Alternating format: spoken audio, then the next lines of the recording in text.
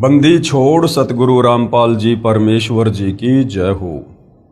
परम पिता परमात्मा सारी सृष्टि के रचनहार कुल मालिक असंख्य ब्रह्मांडों के स्वामी जगत गुरु तीनों लोकों में प्रवेश करके सबका धारण पोषण करने वाले राजाधीराज आत्माधार नाथों के नाथ देवों के देव महादेव सर्वेश्वर महेश्वर मृत्युंजय अजरो अमर आदि अनादि सनातनी प्रभु जगत पिता जगदीश्वर श्री श्री 1008 की उपाधि के वास्तविक अधिकारी अकाल मूरत सौद स्वरूपी राम वासुदेव सर्वगतम ब्रह्म परम पूज्य प्रथम पूज्य परम संत परम पुरुष परम धनी परम दयालु सत्य कबीर हक्का कबीर अल्लाहु कबीर अल्लाहु अकबर बाखबर अल्लाह ताला जगत के तारणहार जगत के मुक्तिदाता जगत के जगन्नाथ हारे के सहारे हिंदुओं के राम मुसलमानों के अल्लाह सिखों के वाहिगुरु ईसाइयों के मसीह दया के सागर दयानिधि करुणा के सागर करुणानिधि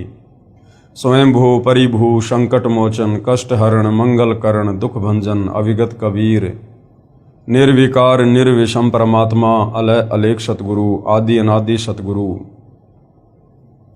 असली मर्यादा पुरुषोत्तम असली राम असली कृष्ण असली घनश्याम असली मुरारी राजाओं के राजा महाराजाओं के महाराजा शहंशाहों के शहंशाह सम्राटों के सम्राट भगवानों के भगवान अल्लाहों के अल्लाह प्रभुओं के प्रभु मसीहाओं के मसीह सच्चे वाहिगुरु बाबाओं के बाबा पीरों के पीर सेठों के सेठ जगत सेठ सावड़सा सेठ सर्वगुण संपन्न अनंत कोटि कलाओं के स्वामी अनंत कोटि ब्रह्मांडों के नायक योगियों में महायोगी ध्यानियों में महाध्यानी सिद्धों में परम सिद्ध ज्ञानियों में तत्व ज्ञानी ब्रह्म ज्ञानी महाज्ञानी परम ज्ञानी सर्वश्रेष्ठ ज्ञानी विज्ञानी युवा कबीर समर्थ कबीर असमवात अमित ओजा सच्चे रहनुमा करीम अल्लाह सुभान अल्लाह दुनिया के अंतिम पैगंबर 8 सितंबर 1951 से गांव धनाना जिला सोनीपत हरियाणा भारतवर्ष की पावन भूमि पे प्रकट रियल कल्कि भगवान श्री नारायण साकार हरि श्री बाबा साहेब नूर अनंत परमात्मा सच्चे दरवे सच्चे बाखबर संत श्रोमणी सतगुरु रामपाल जी परमेश्वर जी के चरण कमल में आप और हम सभी भाई बहनों का अनंत कोटि दंडवत प्रणाम। सत्साई भाई और बहनों, बहुत बड़ी दया बहुत बड़ी मेहर पूज्य गुरुदेव भगवान की परमेश्वर रामपाल जी की जिनके शुभ आशीर्वाद से विशेष आशीर्वाद से उनके सत्संगों का संग्रह पवित्र पुस्तक ज्ञान गंगा के ऊपर वीडियो बनाने की श्रृंखला शुरू है। इसी श्रृंखला में आज हमारा ये 25वें नंबर का वीडियो है। पवित्र पुस्तक ज्ञान गंगा से हमें भक्ति और भगवान को लेकर अध्यात्म को लेकर बहुत कुछ जानने और समझने को मिल रहा है। भाई और बहनों, ये पवित्र पुस्तक ज्ञान गंगा सर्व धर्मों के धर्मशास्त्रों के ज्ञान से प्रमाणित है। इस पवित्र पुस्तक के अमृत ज्ञान में सुई की नोक रखने जितना भी नुक्स निकालने में किसी भी धर्म का कोई भी धर्म गुरु सक्षम नहीं है।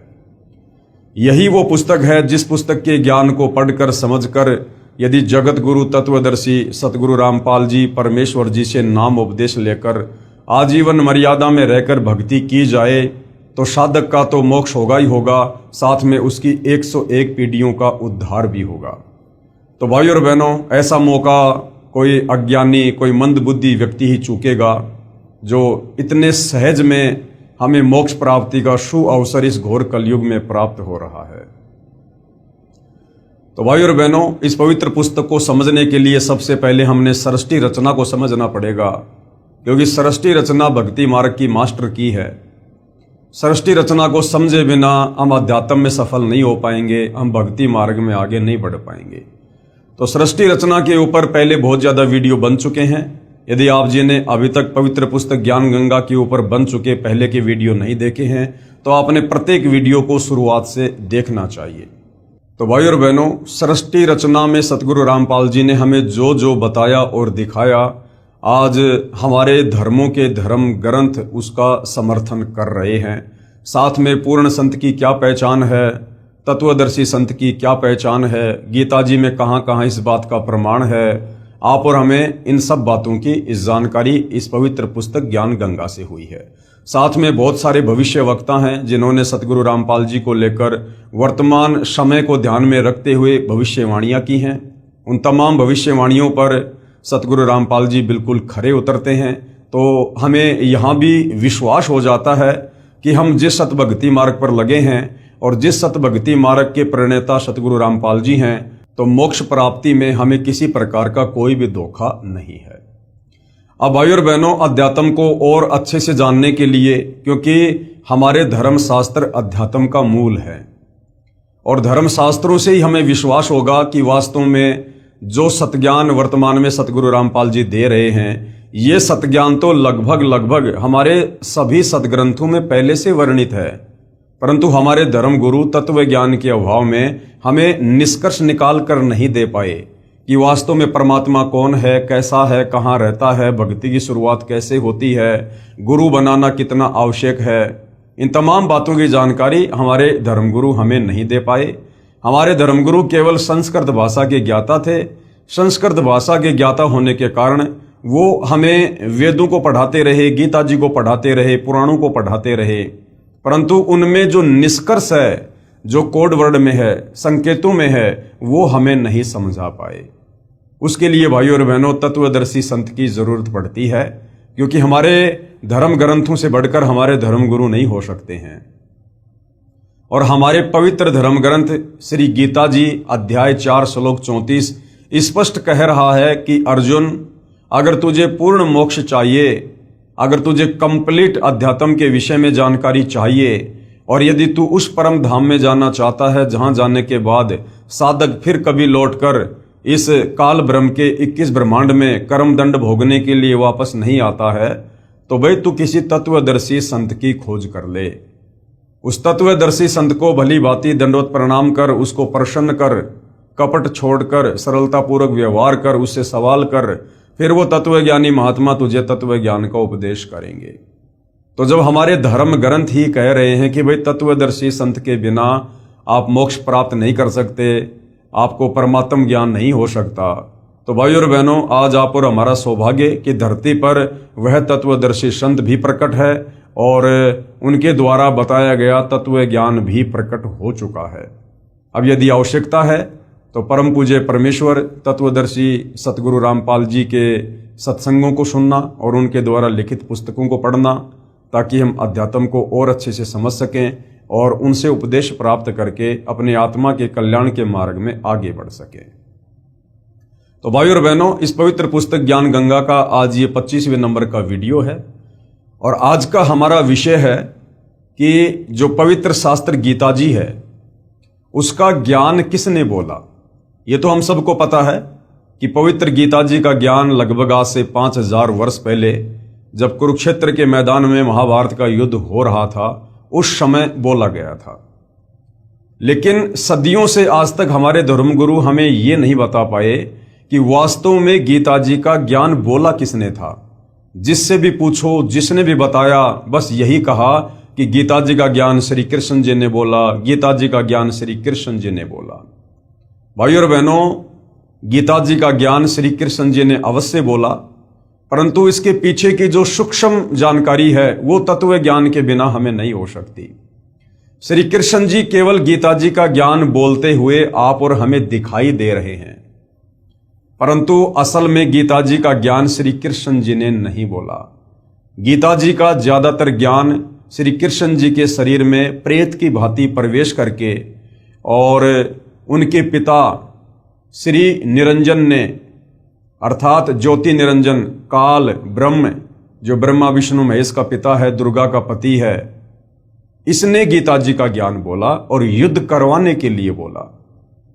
अब भाइयों और बहनों, कहने मात्र से विश्वास नहीं होगा और कहने मात्र से विश्वास होना भी नहीं चाहिए, क्योंकि जब हमारे धर्म ग्रंथ इस बात की साक्षी दे रहे हैं, समर्थन कर रहे हैं कि भाई गीता जी का ज्ञान श्री कृष्ण जी में प्रेत की भांति प्रवेश करके उसके पिता ज्योति निरंजन अर्थात काल ने बोला, तो फिर हमें धर्मशास्त्रों से देख लेना चाहिए ताकि हमें दृढ़ विश्वास हो।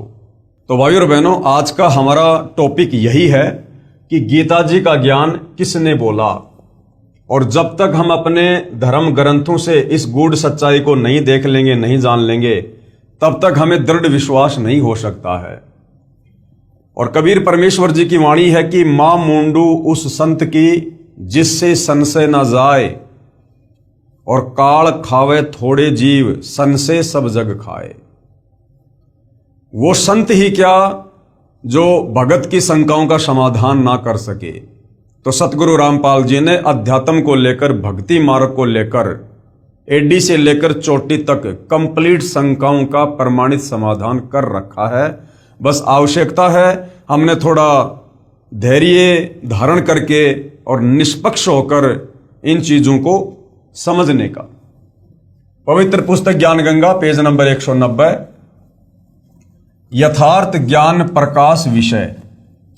परमेश्वर के विषय में शास्त्र क्या बताते हैं? प्रभु, स्वामी, ईश, राम, खुदा, अल्लाह, रब, मालिक, साहेब, देव, भगवान, गॉड, ये सर्वशक्ति बोधक शब्द हैं जो भिन्न भिन्न भाषाओं में उच्चारण किए हुए लिखे जाते हैं। ये जितने भी नाम आप जी देख रहे हैं, आज लोगों ने अपने अपने हिसाब से, अपने अपने धर्म के हिसाब से इन नामों को बांट लिया है। मुसलमान कहते हैं कि अल्लाह के ऊपर हमारा अधिकार है, ईसाई कहते हैं मसीहा के ऊपर हमारा अधिकार है, हिंदू कहते हैं भगवान हमारा है, और सिख भाई कहते हैं कि वाहिगुरु हमारा है। परंतु भाई और बहनों, ये परमात्मा के नाम नहीं है, ये भगवान के नाम नहीं है, ये तो भगवान के उपमात्मक नाम है। जैसे हमारे देश के प्रधानमंत्री जी का जो पद है उसका नाम है प्रधानमंत्री, लेकिन उनके शरीर का नाम कुछ और है। जैसे वर्तमान में सन 2026 में श्री नरेंद्र मोदी हमारे भारत देश के प्रधानमंत्री हैं, तो उनके शरीर का जो वास्तविक नाम है वो है नरेंद्र मोदी, लेकिन उनकी जो उपमात्मक पदवी का नाम है वो है प्रधानमंत्री। इसी प्रकार ये जितने भी नाम आप जी देख रहे हैं, प्रभु, स्वामी, ईश, राम, खुदा, अल्लाह, रब, मालिक, साहेब, देव, भगवान, गॉड, ये उस परम अक्षर ब्रह्म, पूर्ण परमात्मा, सारी सृष्टि के रचयिता के वास्तविक नाम नहीं है, ये उनकी उपमात्मक पदवियों के नाम है।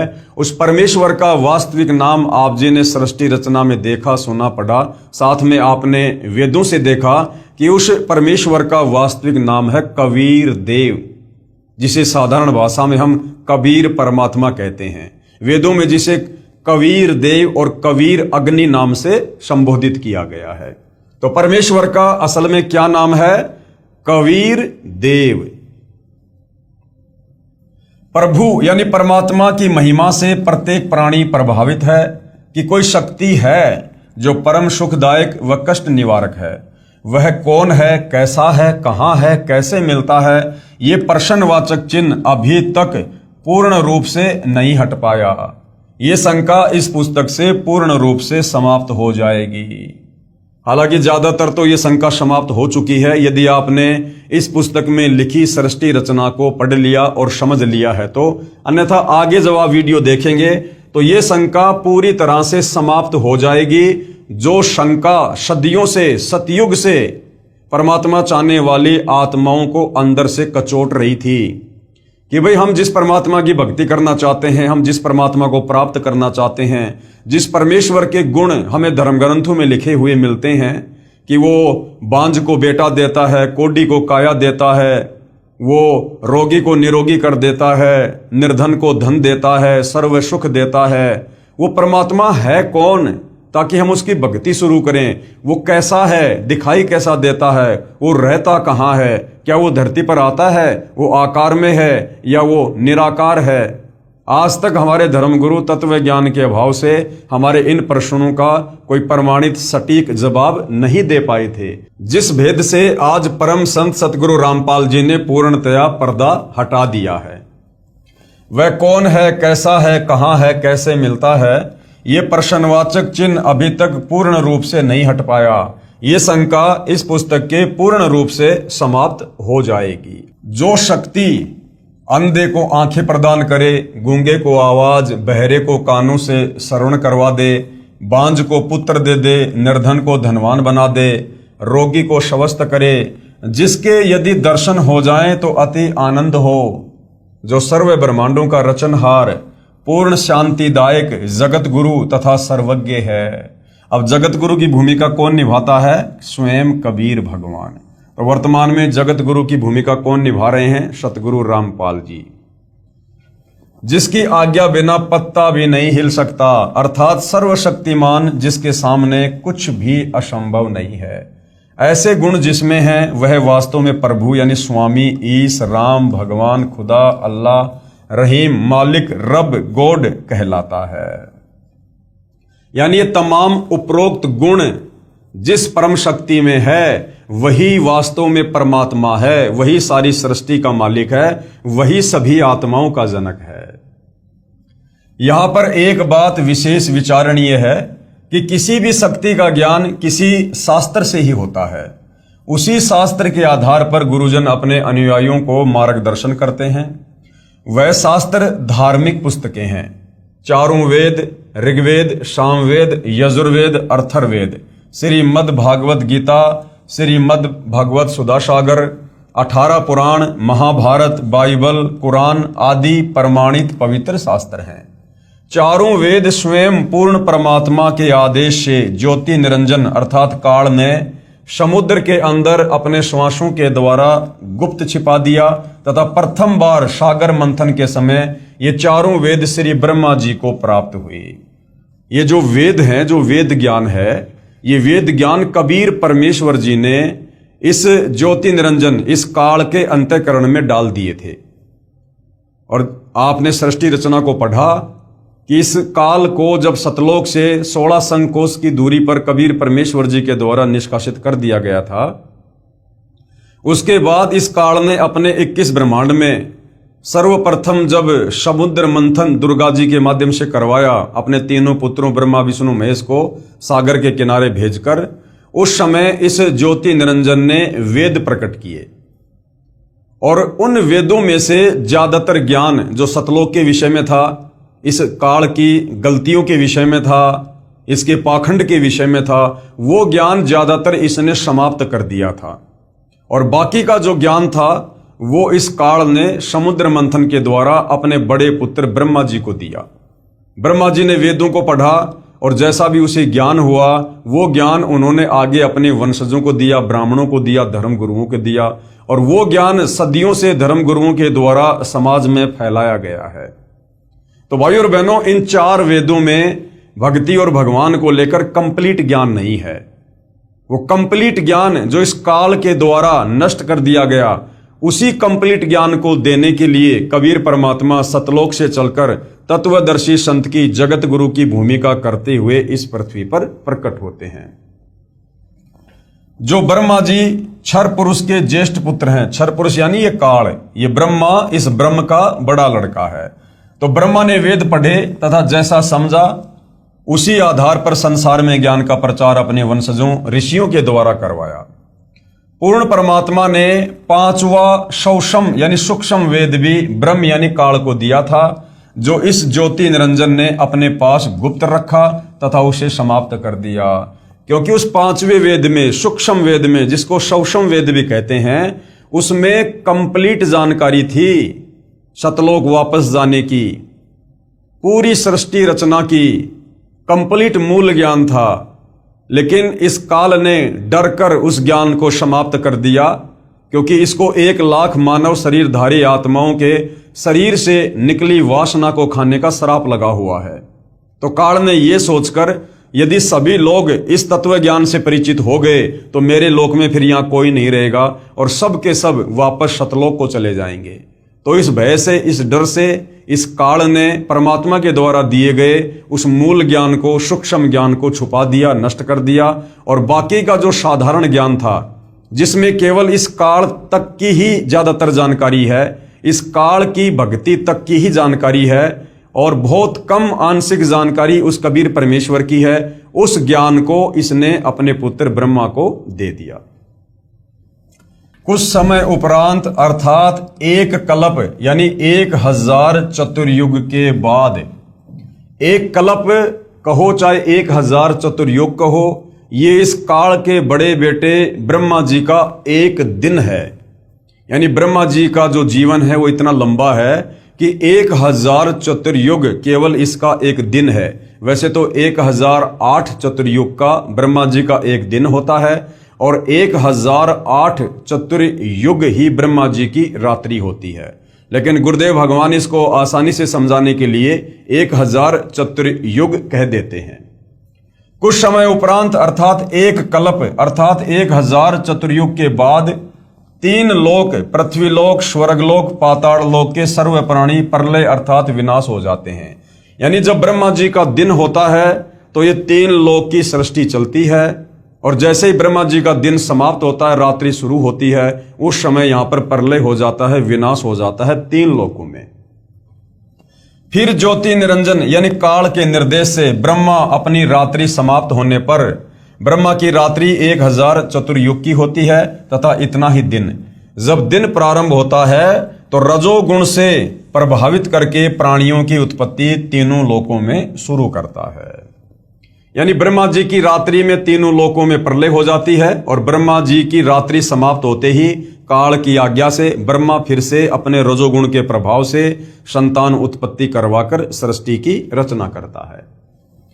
तब सतयुग की शुरुआत में वही चारों वेद काल ब्रह्म स्वयं ब्रह्मा को फिर प्रदान करता है तथा फिर प्राकृतिक उथल पुथल के कारण चारों पवित्र वेदों का ज्ञान समाप्त हो जाता है। यानी कलयुग के एंड में फिर चारों जो है इन पवित्र शास्त्रों का ज्ञान जो है समाप्त हो जाता है। उसके पश्चात फिर समय अनुसार अन्य ऋषियों में प्रवेश करके दोबारा लिखवाता है। फिर भी समय अनुसार प्राकृतिक उथल पुथल के बाद स्वार्थी लोगों के द्वारा वेदों में बदलाव करके वास्तविक ज्ञान संसार से लुप्त कर दिया जाता है। वही काल अर्थात ब्रह्म, जिसको ज्योति निरंजन भी कहते हैं, महाभारत युद्ध के समय श्री कृष्ण जी में प्रवेश करके चारों वेदों का संक्षिप्त विवरण श्रीमद् भागवत गीता के रूप में दिया तथा कहा कि अर्जुन, यही ज्ञान मैंने पहले सूर्य से कहा था। अब बहुत सारे भाई बहन जो अध्यात्म से अपरिचित हैं वो कह देते हैं कि भाई सूर्य तो आग का गोला है, सूर्य को कैसे ज्ञान समझाया जा सकता है। भाई जो ये आग का गोला सूर्य है ये अलग है और इस आग के गोले सूर्य जैसे ना जाने कितने गोले एक ब्रह्मांड में हैं। तो इन तमाम सूर्यों के ऊपर जिस देव का आधिपत्य है, अधिकार है, वो असल में सूर्य देव है और वो नर रूप में है, वो देव है। तो उसको ये ज्ञान समझाया गया था। जिस प्रकार हमारे भारत देश की शासन व्यवस्था है और जिस प्रकार कोई परिवहन मंत्री है, तो परिवहन मंत्री का काम क्या होता है, जितनी भी गाड़ियां हैं, जितनी भी बसें हैं, ट्रक हैं, इन सब के ऊपर उसका अधिकार है। अब वो परिवहन मंत्री कोई बस नहीं है, वो परिवहन मंत्री कोई ट्रेन नहीं है, वो कोई ट्रोला नहीं है। वो परिवहन के साधन अलग हैं और उन साधनों के ऊपर जिसका कंट्रोल है वो परिवहन मंत्री अलग है। इसी प्रकार ये जो आग का गोला सूर्य है ये अलग है और ऐसे ऐसे आग के इन गोलों के ऊपर, सूर्यों के ऊपर एक ब्रह्मांड में जिसका अधिकार है, आधिपत्य है, वो देव नर रूप में अलग है। तो उस सूर्य को, सूर्य देव को यह ज्ञान समझाया गया था। मैंने पहले सूर्य से कहा था, उसने अपने पुत्र वैवस्वत अर्थात मनु से तथा वैवस्वत अर्थात मनु ने अपने पुत्र इक्ष्वाकु से कहा था, परंतु बीच में यह उत्तम ज्ञान प्राय समाप्त हो गया था। इस काल अर्थात ब्रह्म ज्योति निरंजन ने श्री वेद व्यास ऋषि के शरीर में प्रवेश करके चारों वेद, महाभारत, 18 पुराण, श्रीमद् भगवद गीता, श्री सुधा सागर को पुनः लिपिबद्ध अर्थात संस्कृत भाषा में करवाया, जो आज सभी को उपलब्ध है। ये सर्व शास्त्र श्रेष्ठ हैं। अब इन शास्त्रों को कलयुगी ऋषियों ने भाषा भाष्य अर्थात हिंदी अनुवाद करके अपने विचार मिलाने की कोशिश की है, जो स्पष्ट गलत दिखाई देते हैं। यानी वर्तमान में इन तमाम शास्त्रों का जिन जिन अनुवादकों ने अनुवाद किया है, तो तत्व ज्ञान के अभाव में इन्होंने अनुवाद करते समय बहुत ज्यादा मिलावट कर दी है, जो स्पष्ट गलत दिखाई देते हैं और व्याख्या से मेल नहीं खाते हैं। यानी मूल संस्कृत से, मूल श्लोकों से, मतलब मेल नहीं खाते हैं। ये सभी शास्त्र महर्षि व्यास जी द्वारा लगभग 5300 यानी 5300 वर्ष पहले दोबारा लिखे गए थे। उस समय हिंदू धर्म, ईसाई धर्म, मुसलमान धर्म व सिख धर्म आदि कुछ भी नहीं थे। एक वेदों के मानने वाले आर्य ही हुआ करते थे। कर्म आधार पर जाति होती थी तथा केवल 4 वर्ण क्षत्रिय, वैश्य, ब्राह्मण तथा शूद्र ही थे। इसलिए ये जो चारों वेद हैं और जो पवित्र गीता जी का ज्ञान है, ये किसी धर्म या जाति विशेष के लोगों के लिए नहीं है, ये पूरे विश्व के मानव समाज के लिए है। क्योंकि जिस समय ये गीता जी का ज्ञान बोला गया था या जिस समय ये वेद लिखे गए थे, उस समय हमारे देश में ना कोई हिंदू था, ना कोई मुसलमान था, ना कोई सिख था, ना कोई जैनी था, ना कोई बौद्ध था। यानी आज से 5000 साल पहले द्वापर युग तक कोई धर्म नहीं था। हम सभी आर्य थे, हम सभी सनातनी थे, वेदों के अनुसार साधना किया करते थे। उसके बाद आगे चलकर इस कलयुग में इस काल बलि ने, क्योंकि इसको पहले से पता था कि कलयुग में परमात्मा सतलोक से चलकर आएंगे, अपने तत्व ज्ञान का प्रचार करेंगे और मेरे 21 ब्रह्मांड से आत्माओं को भक्ति देकर और सतलोक लेकर जाएंगे। तब इस काल ने इतना ज्यादा बखेड़ा शुरू कर रखा है। हमें धर्मों में बांट दिया, जातियों में बांट दिया, समुदायों में बांट दिया, शास्त्रों के नाम पर हमारे को लड़ा दिया, भिड़ा दिया, अन्य कई प्रकार से इसने डिवाइडेशन कर रखा है ताकि ये आपस में एक दूसरे के धर्म को ऊंचा नीचा कहकर आपस में उलझे रहें। और जब वो तत्वदर्शी संत इस पृथ्वी पर आकर अपना अमृत ज्ञान दे, उस समय उसकी बात पर कोई भी यकीन ना करे और अपने ही धर्म व धर्म शास्त्रों को सर्वश्रेष्ठ मानकर उसी अज्ञान के ऊपर आरूढ़ रहें। इसलिए भाई और बहनों, ये 3 से 4 हजार वर्षों के बीच बीच में इस काल में इस ज्योति निरंजन ने ये सारा का सारा धर्म और जातियों का बखेड़ा शुरू किया है। वरना जिस समय ये गीता जी का ज्ञान दिया गया था महाभारत के युद्ध में, उस समय तक धरती पर कोई भी धर्म नहीं था। इससे एक तो यह प्रमाणित हो जाता है कि यह सर्वशास्त्र किसी धर्म या व्यक्ति विशेष के लिए नहीं है, ये केवल मानव मात्र के कल्याण हेतु है। दूसरा यह प्रमाणित होता है कि हमारे पूर्वज एक थे जिनके संस्कार आपस में मिले जुले हैं। आज जो हिंदू, मुसलमान, सिख, ईसाई, जैनी, बौद्ध, यहूदी बने हुए हैं, पहले हम सब एक ही थे, आर्य थे, सनातनी थे, हम सब के संस्कार एक जैसे ही हैं। हमारे पूर्वज सबसे पहले एक ही थे। आगे चलकर जिन्होंने जैसे जैसे धर्म को अपना लिया, उस हिसाब से किसी को मुसलमान कहना शुरू कर दिया, किसी को हिंदू, किसी को जैनी, किसी को बौद्ध, किसी को ईसाई। वरना हम सब पहले एक ही थे। जैसे भाइयों और बहनों, आज से लगभग 600 साढ़े 600 वर्ष पहले आदरणीय नानक जी के द्वारा सिख पंथ की नींव डाली गई थी। आगे चलकर जो सिख धर्म बन गया। अब 650 साल पहले वर्तमान के जितने भी सिख हैं, ये सारे के सारे हिंदू ही तो हैं। ये रामकृष्ण की भक्ति करते थे, ब्रह्मा विष्णु महेश की भक्ति किया करते थे। लेकिन नानक जी ने एक नए पंथ की शुरुआत की थी। आगे चलकर उसको इन लोगों ने धर्म में तब्दील कर दिया। तो इसी प्रकार चाहे मुसलमान हो, चाहे ईसाई हो, चाहे जैनी हो, चाहे बौद्ध हो, चाहे यहूदी हो, सब पहले सनातनी थे, सब वेदों के अनुसार साधना किया करते थे। इसलिए हम सबके संस्कार मिले जुले हैं। आज कोई हिंदू है, कल को मरने के बाद वो मुसलमान के घर में जन्म लेगा। आज कोई मुसलमान है, कल को मरने के बाद वो हिंदू धर्म में कोई यादव बनेगा, कोई पंडित बनेगा, कोई ब्राह्मण बनेगा, क्योंकि हमारे पिछले संस्कार मिले जुले हैं। सर्वप्रथम पवित्र शास्त्र गीता जी पर विचार करते हैं। पवित्र गीता जी, जिसका ज्ञान लगभग 5000 वर्ष पहले महाभारत युद्ध के दौरान कुरुक्षेत्र के मैदान में श्री कृष्ण जी के शरीर में प्रेत की भांति प्रवेश करके जो है ब्रह्मा विष्णु महेश के पिता ज्योति निरंजन काल ब्रह्म ने बोला, अब हम उसके ऊपर विचार करते हैं और अध्यात्म को समझते हैं। क्योंकि गीता जी को तो हम उस समय समझेंगे जब पहले हमें यह पता चलेगा कि वास्तव में गीता जी का ज्ञान बोला किसने है और क्यों बोला है। पवित्र गीता जी का ज्ञान किसने कहा है? पवित्र गीता जी के ज्ञान को उस समय बोला गया था जब महाभारत का युद्ध होने जा रहा था। अर्जुन ने युद्ध करने से इनकार कर दिया था। युद्ध क्यों हो रहा था? इस युद्ध को धर्म युद्ध की संज्ञा नहीं दी जा सकती। यह कोई सीमाओं का युद्ध नहीं था। कोई बाहरी देश हमारे देश के ऊपर आक्रमण नहीं कर रहे थे। ये आपस में भाई बंटवारे का युद्ध था, कौरव और पांडवों का। इस युद्ध को धर्म युद्ध की संज्ञा भी नहीं दी जा सकती, क्योंकि दो परिवारों का संपत्ति वितरण का विषय था। कौरवों तथा पांडवों का संपत्ति बंटवारा नहीं हो रहा था। कौरवों ने पांडवों को आधा राज्य भी देने से मना कर दिया था। दोनों पक्षों का बीच बचाव करने के लिए भगवान श्री कृष्ण जी 3 बार शांति दूत बनकर गए, परंतु दोनों ही पक्ष कौरव और पांडव अपनी अपनी जिद पर अटल थे। श्री कृष्ण जी ने युद्ध से होने वाली हानि से भी परिचित कराते हुए कहा कि ना जाने कितनी बहन विधवा होंगी, ना जाने कितने बच्चे अनाथ होंगे, महापाप के अतिरिक्त कुछ नहीं मिलेगा। युद्ध में न जाने कौन मरे कौन बचे।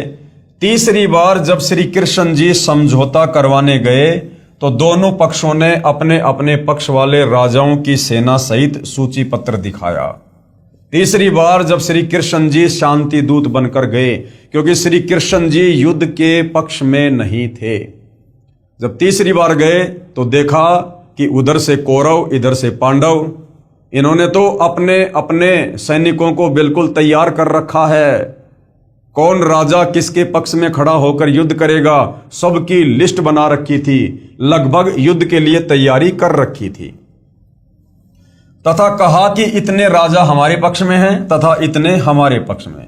जब श्री कृष्ण जी ने देखा कि दोनों ही पक्ष टस से मस नहीं हो रहे हैं, युद्ध के लिए तैयार हो चुके हैं, तब श्री कृष्ण जी ने सोचा कि एक दाव और है, वो भी आज लगा देता हूं।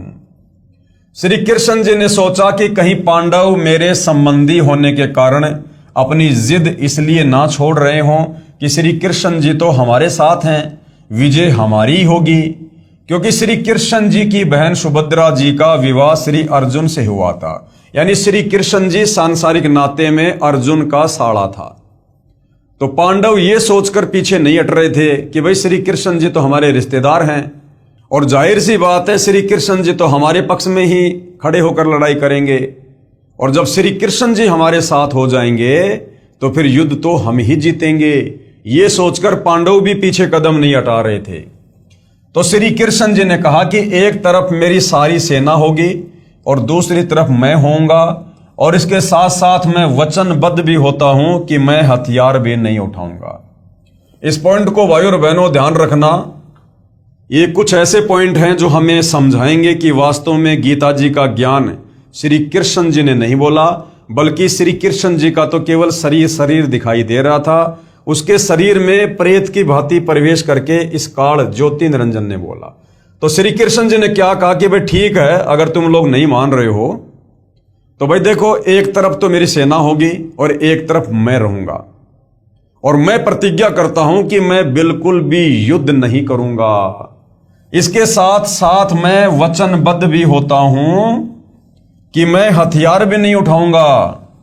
लेकिन भाइयों और बहनों, आगे चलकर हम देखते हैं कि श्री कृष्ण जी ने रथ का पहिया हथियार के रूप में उठाकर बहुत सारे योद्धाओं को मौत के घाट उतारा।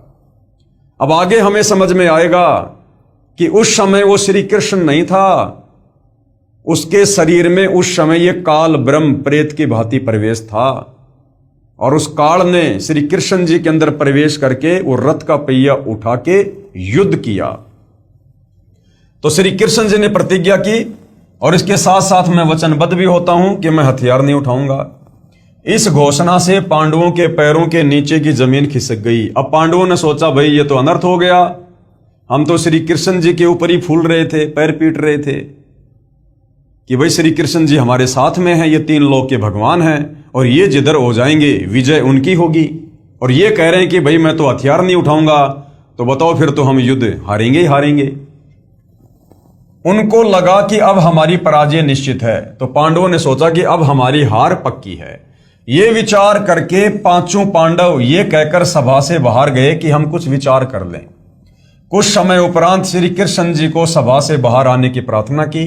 श्री कृष्ण जी के बाहर आने पर पांडवों ने कहा कि हे भगवान, हमें 5 गांव दिलवा दो, हम युद्ध नहीं करना चाहते, हमारी इज्जत भी रह जाएगी, और आप चाहते हैं कि युद्ध ना हो, ये भी टल जाएगा। अब पांडवों ने देखा भैया युद्ध तो जीत नहीं पाएंगे, श्री कृष्ण जी तो हथियार उठाएंगे नहीं, तो हार पक्की है।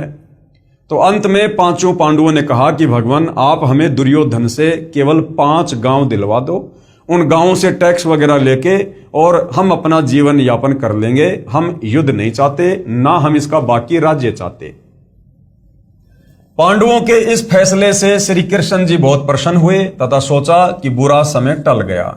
लेकिन भाई और बहनों, ये काल बलि ये बुरा समय टलने नहीं देता है।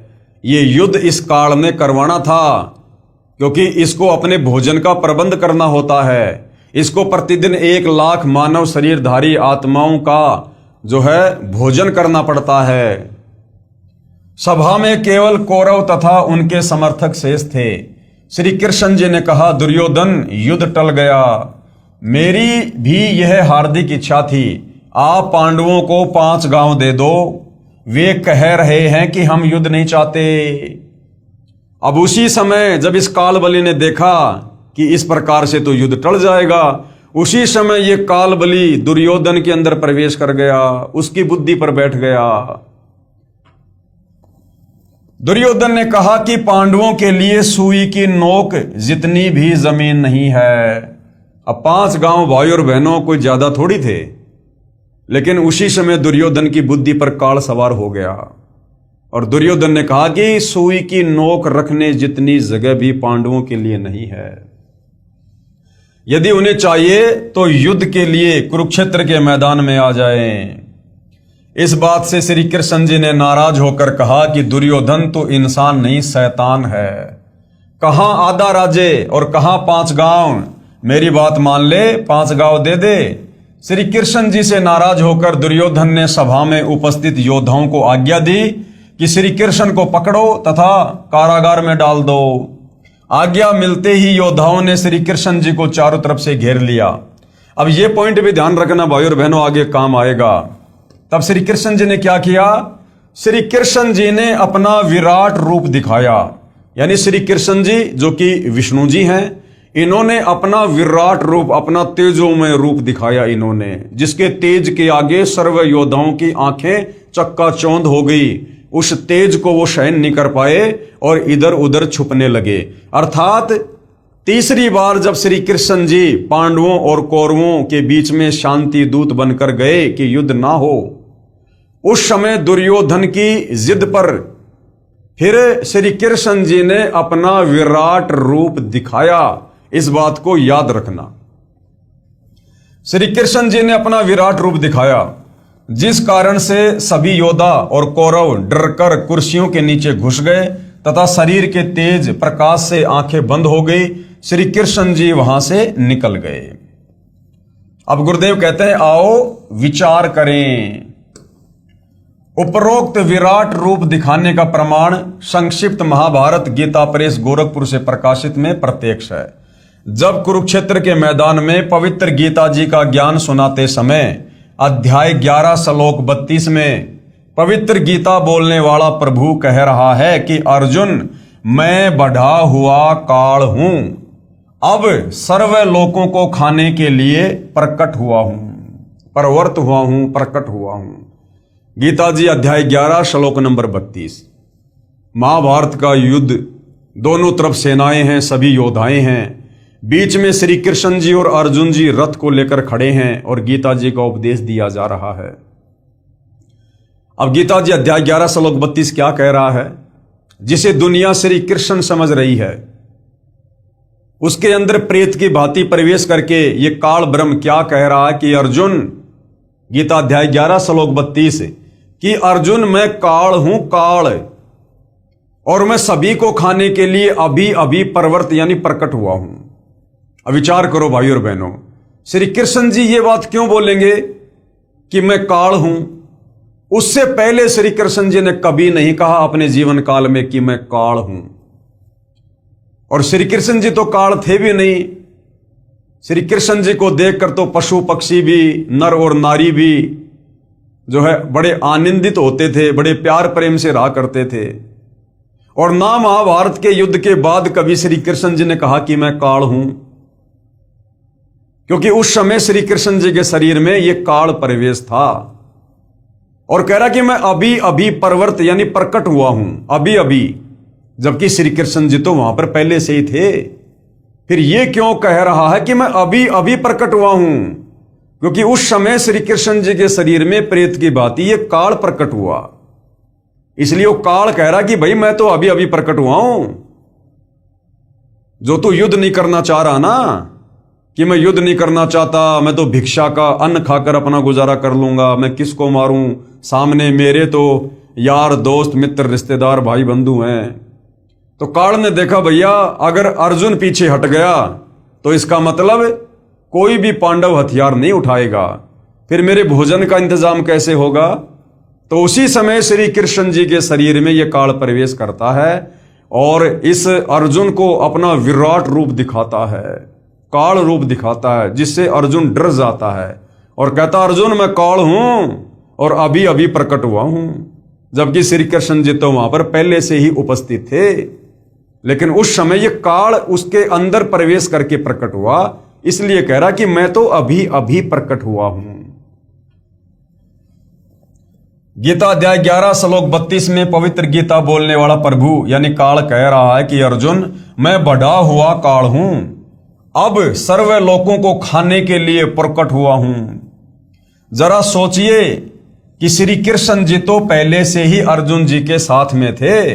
यदि पवित्र गीता जी के ज्ञान को श्री कृष्ण जी बोल रहे होते तो ये नहीं कहते कि मैं अभी परवर्त यानी प्रकट हुआ हूं, क्योंकि वो तो पहले से थे। श्री कृष्ण जी काल नहीं थे, जो कह रहे हैं ना कि मैं काल हूं, अध्याय 11 श्लोक 32 में कि अर्जुन मैं काल हूं। श्री कृष्ण जी काल नहीं थे, उनके दर्शन मात्र से मनुष्य पशु गाय आदि प्रसन्न होकर श्री कृष्ण जी के पास आकर प्यार पाते थे। क्या काल के पास आकर कोई प्रसन्न रह सकता है? उसकी तो शकल से भी डर लगे। जिनके दर्शन बिना गोपियों का खाना पीना छूट जाता था, इसलिए काल कोई और शक्ति है, वह श्री कृष्ण जी के शरीर में प्रेतवत यानी भूत की तरह प्रवेश करके और पवित्र श्रीमद् भगवत गीता जी के ज्ञान रूप में चारों पवित्र वेदों का सार बोल गया। उसकी 1000 भुजाएं हैं, किसकी? काल की। देखो श्री कृष्ण जी जब इस धरती पर प्रकट हुए तो एक मनुष्य रूप में प्रकट हुए, और वैसे ये श्री विष्णु जी हैं, तो श्री विष्णु जी 16 कला के भगवान हैं और ज्यादा से ज्यादा इनकी 4 भुजा हैं। जबकि गीता जी का ज्ञान देते समय खुद कह रहा है, जब उसको इस काल ने श्री कृष्ण जी में प्रवेश करके अर्जुन को अपना विराट रूप दिखाया, तो अर्जुन ने देखा कि ये तो 1000 भुजा वाला भगवान है, और अर्जुन खुद कह रहा कि हे सहस्त्रा बाहु, अर्थात 1000 भुजा वाले भगवान। अरे भैया श्री कृष्ण या श्री विष्णु जी तो केवल 4 भुजा रख सकते हैं, इससे ज्यादा नहीं बना सकते, कम से कम 2 और ज्यादा से ज्यादा 4।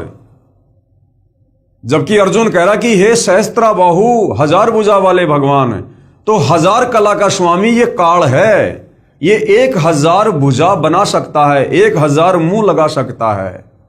तो महाभारत के युद्ध में श्री कृष्ण जी के शरीर में प्रवेश करके ये काल बोल रहा है। उसकी 1000 भुजाएं हैं, किसकी? काल की। श्री कृष्ण जी श्री विष्णु जी के अवतार थे, जिनकी मात्र 4 भुजाएं हैं।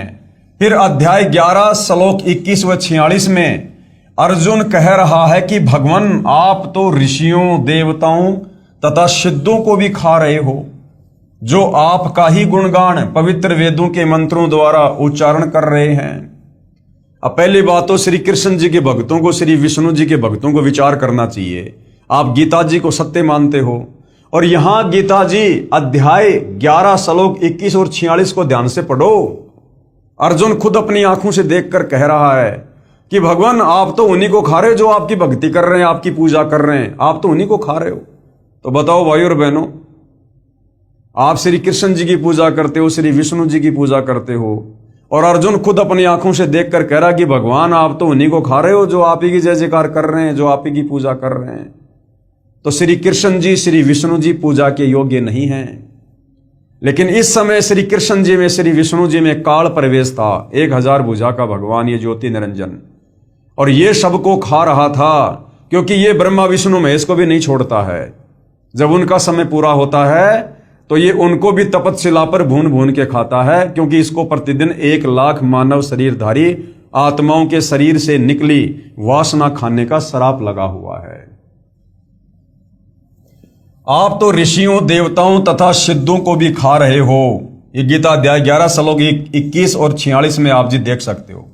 जो आपका ही गुणगान पवित्र वेदों के मंत्रों द्वारा उच्चारण कर रहे हैं तथा अपने जीवन की रक्षा के लिए मंगल कामना कर रहे हैं। कुछ आपके दाढ़ों में लटक रहे हैं, कुछ आपके मुख में समा रहे हैं।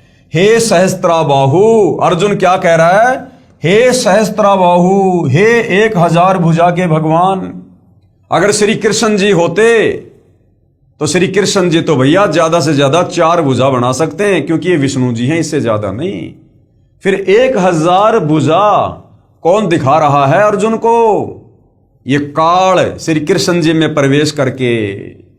हे सहस्त्राबाहु यानी 1000 भुजा के भगवान, अर्थात 1000 भुजा वाले भगवान, आप अपने उसी चतुर्भुज रूप में आइए। यानी अर्जुन भी नहीं समझ पा रहा था कि ये मामला क्या हो रहा है, तो अर्जुन डर गया और कहा कि भगवान आप अपने विष्णु रूप में दर्शन दीजिए, 4 भुजा वाले रूप में दर्शन दीजिए।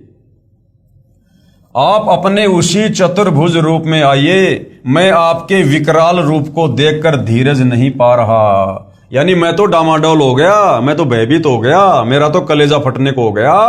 आप अपने उसी चतुर्भुज रूप में, विष्णु रूप में मुझे दर्शन दीजिए। अध्याय 11 श्लोक 47 में पवित्र गीता जी को बोलने वाला प्रभु काल कह रहा है कि हे अर्जुन, यह मेरा वास्तविक काल रूप है, जिसे तेरे अतिरिक्त पहले किसी ने नहीं देखा।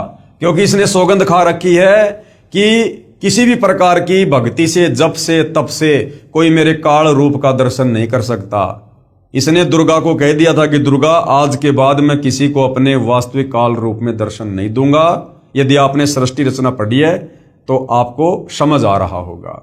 अब विचार करना भाइयों और बहनों, यहां पर गीता जी अध्याय 11 श्लोक 47 आप जी नोट कर सकते हो, देख सकते हो पवित्र गीता जी में।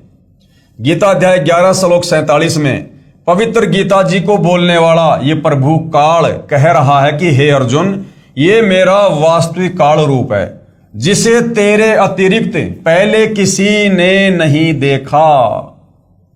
अब विचार करो भाइयों और बहनों, यदि इस महाभारत के युद्ध के समय ये विराट रूप अगर श्री कृष्ण जी दिखा रहे होते, पहली बात तो श्री कृष्ण जी 1000 भुजा बना नहीं सकते, क्योंकि ये केवल 4 भुजा के भगवान हैं। और यदि ये ज्ञान श्री कृष्ण जी दे रहे होते तो ये बात कभी नहीं बोलते कि अर्जुन, तेरे अतिरिक्त पहले किसी ने नहीं देखा, कि मेरा ये विराट रूप तेरे अलावा पहले किसी ने नहीं देखा। जबकि थोड़ी देर पहले आपने देखा कि जब श्री कृष्ण जी तीसरी बार शांति समझौता करवाने के लिए दुर्योधन की सभा में गए, तो दुर्योधन ने नाराज होकर अपने सैनिकों को आदेश दिया कि श्री कृष्ण जी को बंदी बनाकर जेल में डाल दो।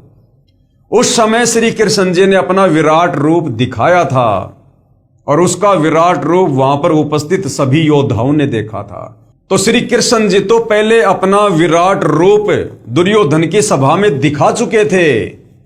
अब यदि महाभारत का ज्ञान देते समय अगर श्री कृष्ण जी ने विराट रूप दिखाया होता तो श्री कृष्ण जी फिर कभी भी अर्जुन को यह बात नहीं बोलता कि जिसे तेरे अतिरिक्त पहले किसी ने नहीं देखा, जबकि पहले वो दुर्योधन की सभा में दिखा चुके थे। तो यहां पर गीता जी का ज्ञान बोलते समय 1000 भुजा बनाकर अर्जुन को जो विराट रूप दिखाया है वो श्री कृष्ण जी के शरीर में प्रवेश करके और इस काल ने दिखाया, जो कह रहा कि अर्जुन, तेरे अलावा मेरा ये विराट रूप पहले किसी ने नहीं देखा। अगर श्री कृष्ण जी होते तो श्री कृष्ण जी तो पहले दुर्योधन की सभा में अपना विराट रूप दिखा चुके थे। तो इससे भी सिद्ध होता है कि महाभारत के समय गीता जी का ज्ञान श्री कृष्ण जी ने नहीं, बल्कि श्री कृष्ण जी के शरीर में प्रेत की भांति प्रवेश करके इस ज्योति निरंजन काल ने बोला है। अध्याय 11 श्लोक 47 में पवित्र गीता जी को बोलने वाला प्रभु यानी काल कह रहा है कि हे अर्जुन, यह मेरा वास्तविक काल रूप है, जिसे तेरे अतिरिक्त पहले किसी ने नहीं देखा था। उपरोक्त विवरण से एक तथ्य तो यह सिद्ध हुआ कि कौरवों की सभा में विराट रूप श्री कृष्ण जी ने दिखाया था, तथा यहां युद्ध के मैदान में विराट रूप काल श्री कृष्ण जी के शरीर में प्रेतवत प्रवेश करके अपना विराट रूप ये काल ने दिखाया था।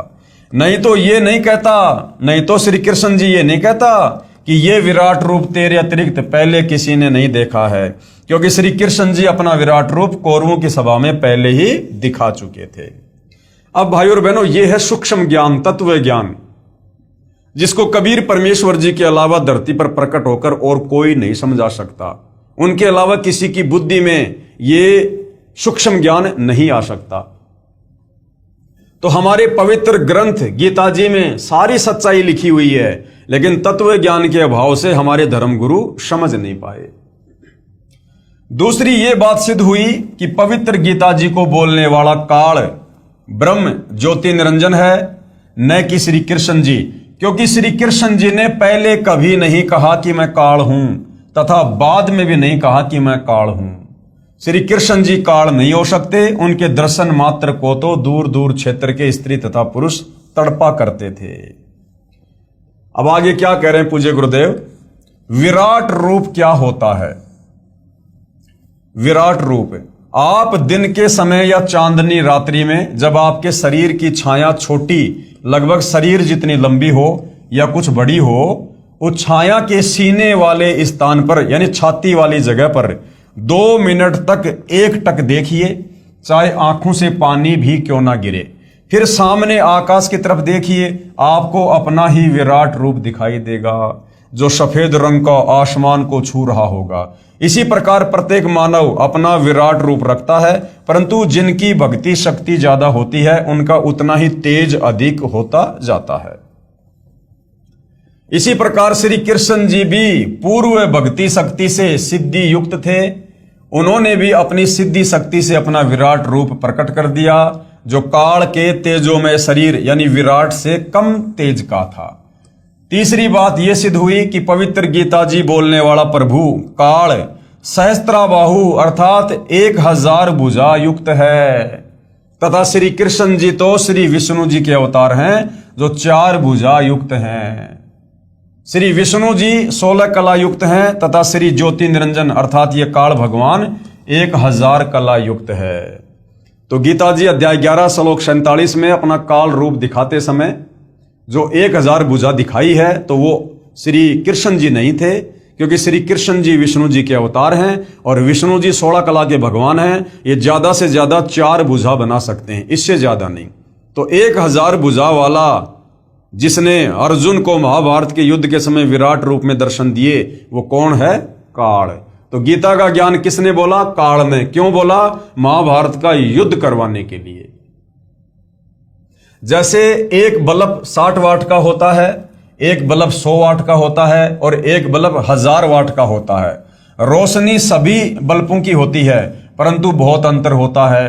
ठीक इसी प्रकार दोनों भगवानों की शक्ति काल और श्री कृष्ण जी की तथा विराट रूप का तेज भिन्न भिन्न था।